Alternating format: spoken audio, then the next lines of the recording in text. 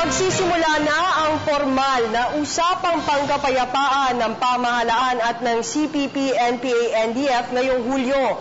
Target ng Government Peace Panel na tuldukan na ang mahigit 40 taong armadong pakikibaka ng rebeldeng grupo sa loob lamang ng 9 hanggang 12 buwan. Narito ang ulat. Handa ng balikan ng Communist Party of the Philippines, New People's Army National Democratic Front o CPP-NPA-NDF ang natigil na usapang pangkapayapaan sa pamahalaan. Sa text message na ipinadala ni Fidel Agcawili, Chief Negotiator ng National Democratic Front of the Philippines o NDFP, kay incoming Peace Negotiator at Labor Secretary Silvestre Bello III, sinabi nitong nais nilang buhayin muli ang formal peace talk sa pagitan ng July 16 at 19.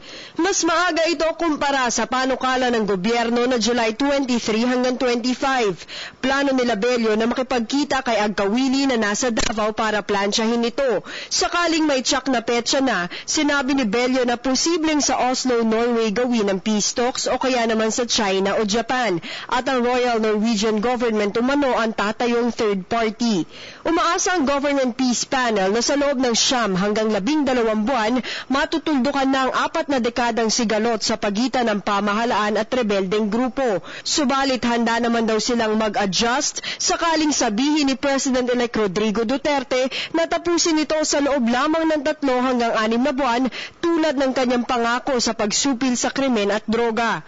Babalikan ng dalawang partido ang nabimbing peace talk framework na The Hague Joint Declaration na kanilang binuo taong 1993. Dito natugunan na ang unang component na human rights and international humanitarian law sa pamamagitan ng CARIL o Comprehensive Agreement on Human Rights and International Humanitarian Law. Habang ang nalalabing 3 component na socio-economic reforms, political and constitutional reforms at end of hostilities and disposition of forces ang susubukan nilang talakayin sa pagbabalik ng formal peace talks.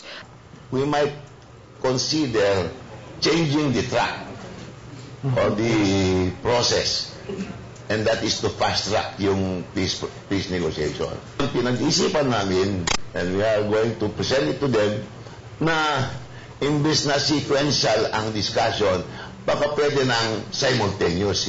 Kasabay nito, sinabi ni Bello na mainam na maalis ang katiwalian sa gobyerno dahil isa umano ito at ang matinding kahirapan sa mga dahilan kung bakit pinipili ng ilan na sumali sa armadong pakikibaka. You are talking, while you are negotiating, you are actually addressing the root causes of the armed conflict.